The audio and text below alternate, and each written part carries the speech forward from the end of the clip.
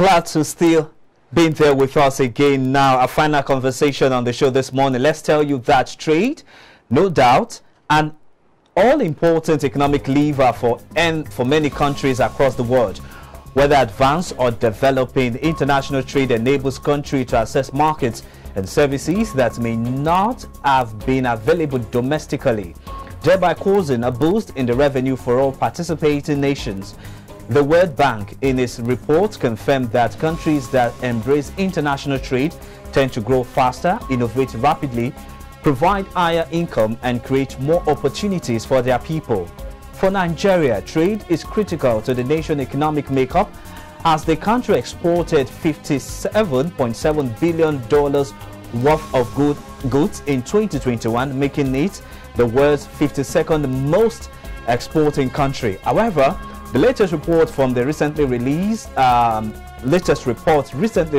the Nigerian Export Promotion Council, that is the NEPC, shows that the value of Nigerians' non-oil exports recorded a slight decline from 2.593 billion naira in 2022 to 2.53 billion naira dollars beg your pardon, in the first half of 2023. To discuss further on these developments and many others, I'm now being joined live virtually by a business development expert and the lead consultant, 3T Impulse Consulting Limited, Dr.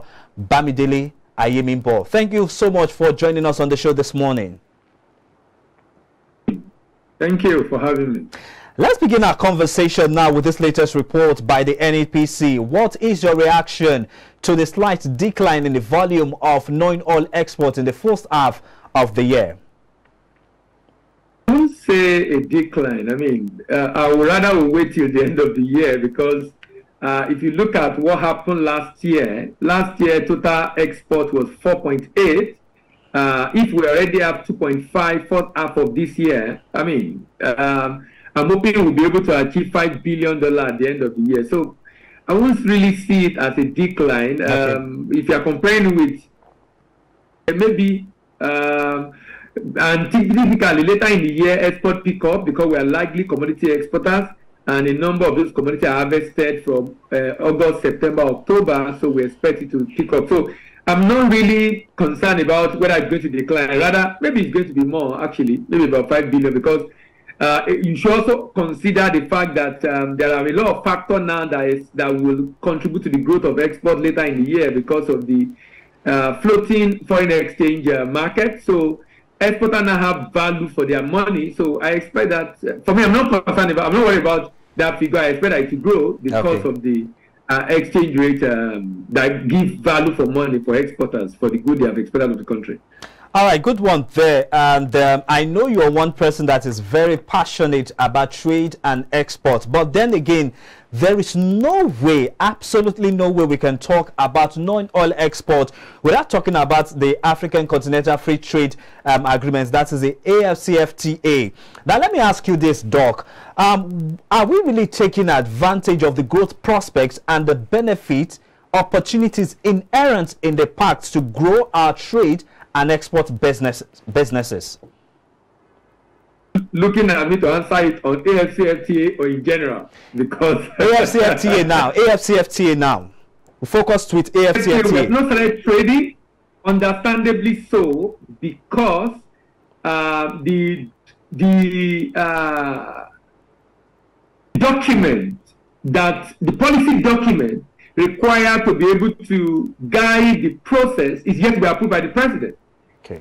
Stakeholder engagement has been done, a number of stuff has been done, but we are yet to, because, I mean, like I said, because of the fact that now that we have a new administration in place, I'm hoping that National Action Committee on AFCFTA is engaging with the presidency to get our approval so we can start, we'll be able to trade. So as it is right now, we are not, but a number of, I've engaged with National Action Committee a couple of times, and I know a lot is being done to be able to ensure we take advantage of it. So I won't be able to say yet if going to be able to fully take advantage of it until I see the policy document and I see the implementation and a lot of other things. But I know Nigeria is interested. Nigeria has signed the FCFTA. We are ready to go, but we are not. The processes that will be involved, particularly on the rule of origin and how that will, the operational guideline for that in Nigeria, that is yet to be approved by the president. So we are yet to start. By now, the National National Committee and a number of other agents are optimistic that we will be able to take advantage of ASCFTA because, by the way, we're already exporting to African countries anyway. So we're exporting to West Africa and Central Africa. So I don't see any reason why we'll not be able to. What I'm not sure of is if we are going to be able to make enough noise about it to ensure that a number of businesses that will be eligible will know about it and be able to take advantage of it. Okay, so let's talk about this now. Let's focus now to the oil sector. Nigeria's oil sector, which is a major source of revenue, you will agree with me, has been faced with a myriad of challenges in recent times. What measures should government take, or rather put in place, to deepen the growth of the non-oil sector as well as drive investment in that space? Government job is to put in place policies that will encourage trade or any sector of the economy that the government wants to grow. So for non-oil export sector, my recommendation for the administration is, number one, can we have an export credit insurance in place? We currently have export credit guarantee, which we need to improve upon because the export credit guarantee today, the requirement is like I'm going to a commercial bank. There should be a terms and condition that is attractive to me that will make me to go for a guarantee with the ECA like Nexim Bank rather than going to a commercial bank. So I think there should be, the government to step in that regard. But export credit insurance for me is very important because that is what we encourage businesses to even trade with countries that even have political economic issues but with enormous opportunity for us to trade. But currently, we don't have a functional export insurance in Nigeria, and that's the policy a number of organizations that are growing their trade have been able to use. UK is less than about 60, 70 million people. UK trade is almost over 400 billion.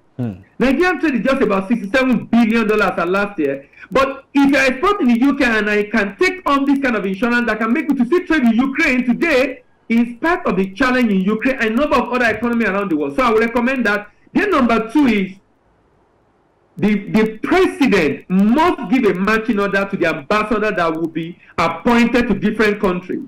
They must see themselves as a marketer of Nigerian products in that country, such that they are measured. One of the KPI for those ambassadors is how much businesses they are able to get for Nigerians in those countries, in terms of trade, in terms of export of Nigerian companies into the country where they are. So at the end of the day, we can see the impact they are making, not just going there and just representing Nigeria, and we can feel their impact. Also, the current FS trade measures should be maintained. We must ensure that we ensure transparency in this area, enable us to have value for their money, so that we can encourage even investment in that sector and encourage a lot of people to come into the sector to be able to do more within the sector, which of course we expect to see because of what is going on now with the foreign exchange policy. Okay, talking about the foreign exchange policy now, and that's where my next question is tilting towards to now. I'll need you to just give us some highlight of how the floating of the foreign exchange is unlocking the potential of the non-oil sector in the country, and by extension, how can we use oil exports, that's the non-oil exports rather, to boost our depleting external reserves?